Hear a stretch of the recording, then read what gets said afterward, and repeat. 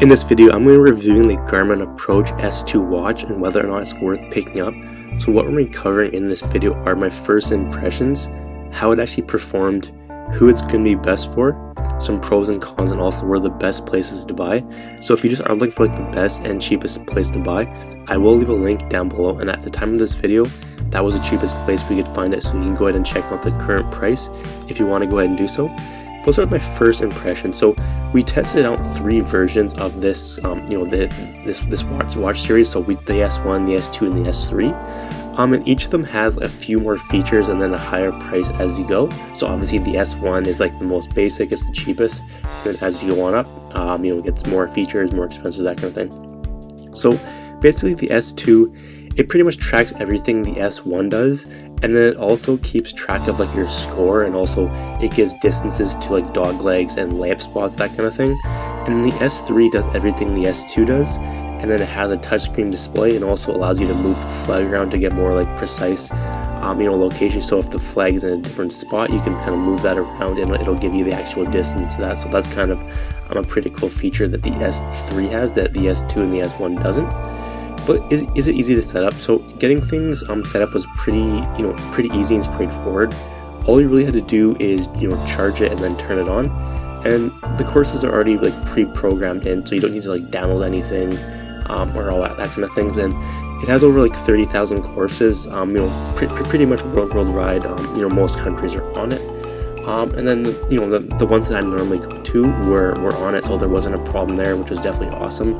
And if you do happen to be at a smaller town or whatever, where it's not really in the city or near it, it might not be on there. I don't know for sure, but pretty much the majority of courses in my area were on it, so there definitely wasn't a problem with that at all. And then whenever you so Garmin, they're always adding new updates, new courses, all that kind of stuff. And then all you have to do to download that is you have to download the Garmin app onto your computer, and then you simply connect your GPS, and then you basically download it. It'll take a little bit for it to download on, but it's pretty simple and pretty straightforward. So overall, it is really easy, compared to other ones. How about navigation? So actually on it, how to navigate through different features, that kind of thing. And compared to some of the other GPS watches out there, the S2 was definitely quite a bit easier in my opinion. The screen's about 1 inch, so it's not, obviously it's a watch, so it is smaller. I prefer a handheld a little bit more just because it's bigger. But if you like watches, it's definitely gonna be fine for you. And there's pretty much only 4 buttons on it, so it's not really hard to use at all. And all you really have to just turn around is you'll simply select menu, then you'll basically select you'll hit start round. And then you'll select whatever course you want, and then you're pretty much good to go. So what info does it show on the watch?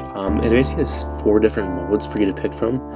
The first is going to be whole view, and it's basically going to give you the distance to the front, center, and back of the green, and it's also going to show you what hole you're on and the par of the course.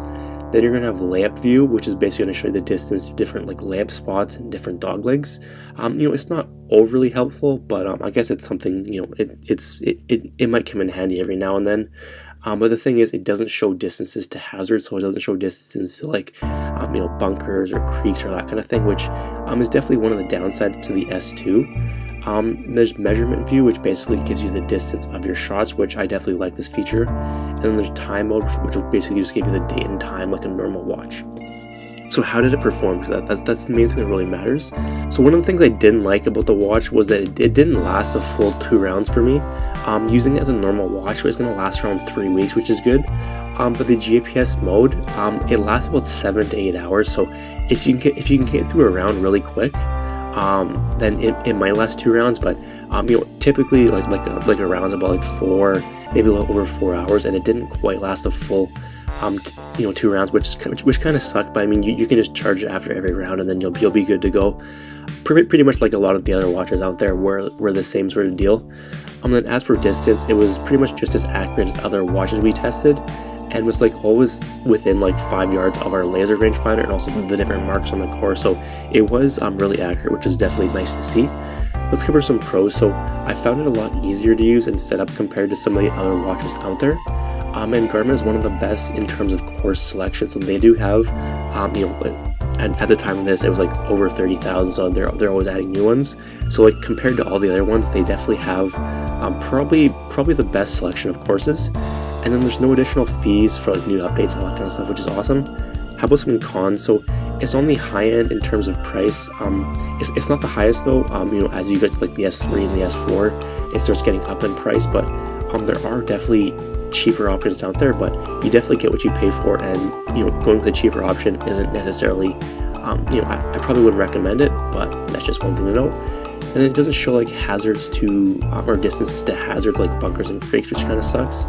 And then the battery life could be a bit longer. Obviously, it's not a huge deal. You just charge it after every round, but those are just some things to know. So, how about some frequently asked questions? So, what's the difference between the S2 and the S4? Pretty much the S4 has a 10-hour battery life, which would be perfect, and then it also has a movable pin function. So you can basically move the you know, the pin around on the green, so you can get like a precise distance, which is pretty cool as well. You know, what's the S2 battery life? You know, we found it was about 7 to 8 hours on GPS mode. And then what? You know, where's the best price to get it? The cheapest place we could get the product was currently on Amazon at the time of this video, so we'll leave a link down below, and you can go check that out. Let's cover the breakdown. So performance, I'll give it a 9. You know, it worked. You know, performance, like accuracy was really well.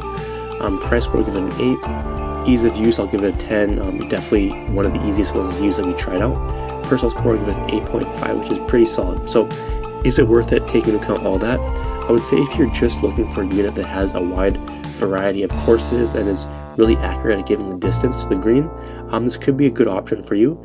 The main thing I'd like to see is the S2 having like distance to different hazards and stuff, which you know, would make it pretty perfect. But that's just kind of one of the couple little things that I would like to see them improve.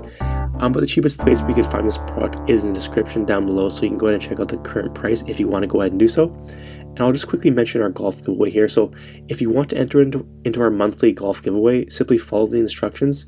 Number 1, just subscribe to the channel. Or the number 2 is comment giveaway down below. Simply do both those and you'll be automatically entered. And that's going to be it for this video. Hope you enjoyed. Let me know if you have any questions down below, and we'll see you in the next video.